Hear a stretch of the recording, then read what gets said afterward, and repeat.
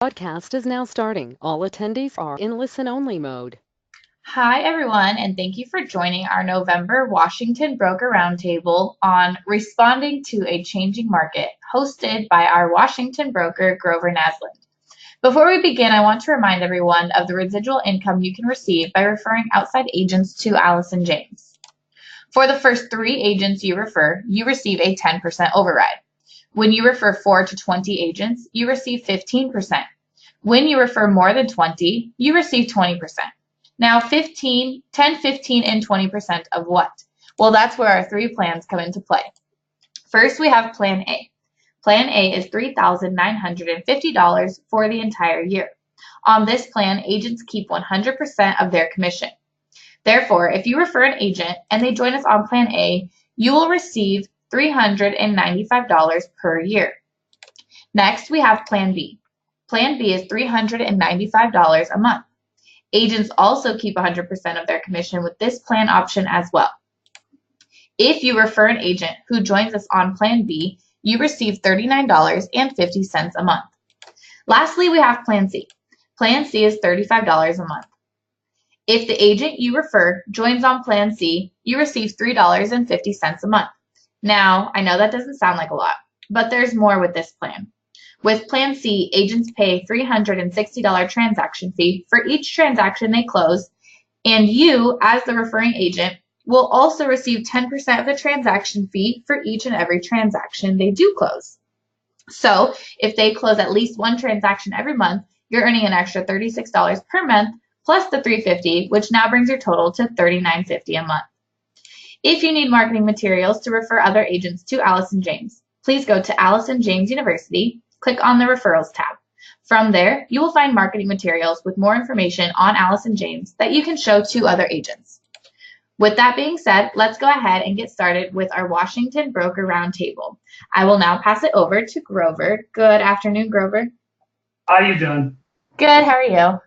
Good. Hey, listen, I want to add to that before I start. We have an agent joining, I believe, between now and January 1st, and she was referred by her uncle, who is an Allison James agent in Arizona.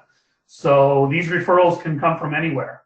And so she's going to start her term, or he's going to be getting residual for her joining the company. And of course, even though that amount doesn't seem like a lot of money, by the time you get 2 or 3 or 4 of those on there, yeah, it can add up quick. So it's a great way to help the company and earn a little extra money. So having said that, this is one presentation I've been looking forward to because, as we all know, our market has changed dramatically over the last 6 months, and it may and probably will continue to change.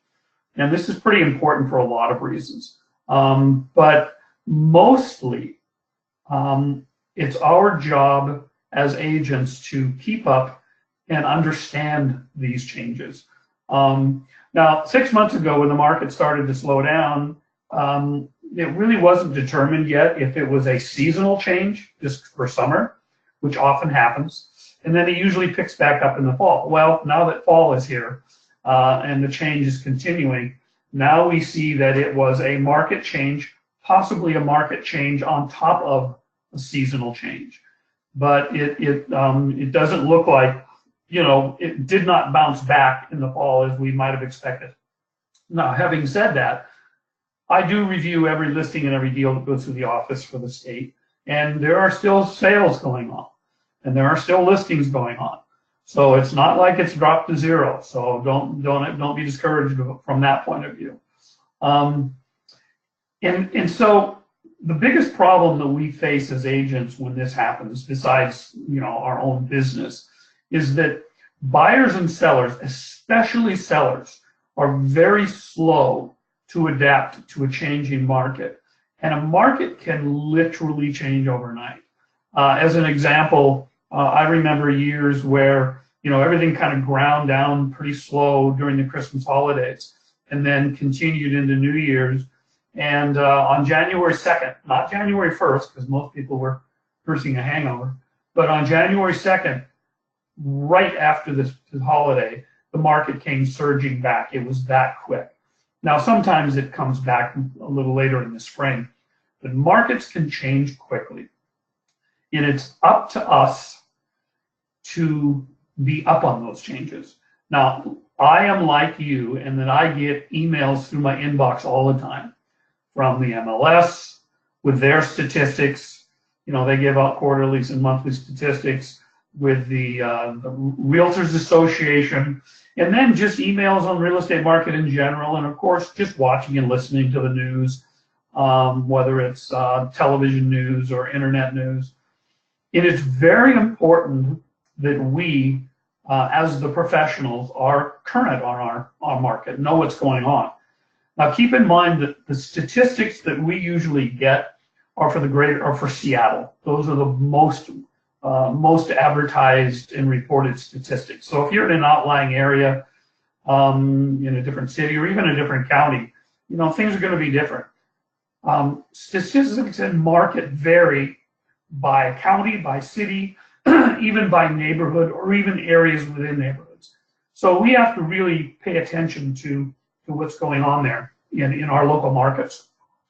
Now, the other thing is that, you know, for instance, when we do a CMA on a house and put a value on it for a seller, or even for a buyer, we usually go back no more than 6 months. Well, right now, the market has changed dramatically in 6 months.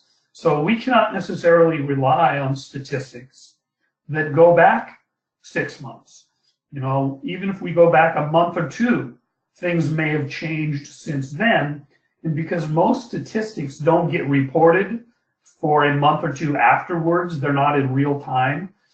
We have to be very, very careful and really pay attention to what's going on, which may mean just logging onto the MLS and taking your own look at your neighborhood and see how long things have been pending and how long things are on the market and so on and so forth.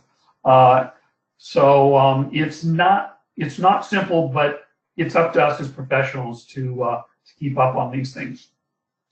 And because the market is always changing, we need to keep our buyers and sellers informed. And we need to back those up. When you have a seller, especially with market softening and possibly even going down, the sellers always are especially slow to respond. They always want more than they want more than their house is worth in any market, but it's especially true now. And overpricing a home can be dangerous in any market, but in a slow or a declining market, it can be catastrophic. And so we need to temper our sellers' expectations so they understand that. One of the things I always like to do, even in any market, when I have a seller, is to ask them if they don't. First of all, I always want to know what they think their house is worth, even though, you know, I have an opinion. And I always ask them, if you don't get the price you want, are you still going to sell? And there are surprisingly a lot of sellers who either want or need a certain amount of money in order to sell. And I've had a lot of for sale by owners in the last year or two where they had an unrealistic idea what their house is worth, and because they couldn't get it, they canceled their listing. So it's always nice to know that up front, just both because you need to know where they are, plus you may be wasting your time. There are times when we don't want listings. It's harder to think that way when you're a new agent, but sometimes you need to say no. And that's true in any market. But in this particular market here, since we are the experts, it is up to us to educate ourselves and educate our clients and stay on top of the changing market. Now, on top of that, when the market slows down, the things we didn't have to do, like open houses, like serving food at our open houses, we may have to start taking another look at those things. When things slow down, we have to rethink what we're doing, and we basically have to work harder. I know that open houses are not my favorite thing to do, but if I've got something that's not selling, it's time to go back to the basics. Whether it's an open house, whether it's sending postcards out to the neighborhood around there, social media advertising. We just need to step up our game. And it's not that we shouldn't always be at the top of our game, but it's important to just go that extra mile for ourselves and for our clients when things are changing. And I just think that's as important as ever. Now, when it comes to buyers, the last couple of years, we all wanted sellers because there was so little inventory. It was frustrating working with buyers. I can tell you right now, I would love to have a handful of buyers because this is now becoming more of a buyer's market. But even your buyers have to temper their expectations because there are still certain areas, certain neighborhoods, certain price ranges where things are still going to sell quickly. So just because the market has changed doesn't mean the buyers can come in and, make really low offers. There are going to be situations where they get to, get good deals, but it's not always the case. Now, the other thing is the market going to continue to change? Is it going to continue to soften, slow down, even go backwards? We don't know. And now with the holidays coming, whatever happens in the market, we won't know till after the first year, possibly even spring, whether this is a long-term trend. What I'm hearing and reading is that it's not going to, get horrible, that it's going to continue to stay slow, and but we still should have a good market for the next year or two. Those kind of statistics and those kind of analysis can change again quickly, and we need to be paying attention to those things. So the point to all this, and I'm going to keep this one short. The point to all this is education. We need to keep ourselves education and be informed. And we need to keep ourselves informed, and we need to keep our clients informed. And that means when something hits the market, if it's not being showed for the first week, that's going to tell you something. You may need to make some adjustments in the price and the marketing. Maybe you just need new photos. Maybe you need to change up the marketing description. Anything to kind of get things going. Now, the other thing about this time of year, and this is a slightly off the subject, but I think it's important, is if you haven't already, this is the time of year where not only prospecting, but putting up a marketing plan to get ready for next year. If your business is going to slow down during the holidays, this gives you time to get ready for next year, because you'll find that your buyers and sellers, there's a delay between when you start really doing your marketing and prospecting and those clients and those sales come in. So now's the time of year, and don't forget the old-fashioned postcard or the holiday card. Even though most things are the internet nowadays, you can't unsubscribe or block a piece of mail. So whether it's to your sphere, to your neighborhood you're farming, or prospects, if you have an address, send them a holiday postcard or send them a holiday greeting card or anything like that. Anything to keep yourself in front of them. Or just work the phones and call people up and say, how's it going with your new house, and happy holidays. So anyway, keep yourself educated. I know you're all getting the same stuff through analysis and statistics through your inbox. Take the time to read them. They're very important and very informative. So that's all for now. I'll leave you with that. Happy holidays, even though we're still a week away.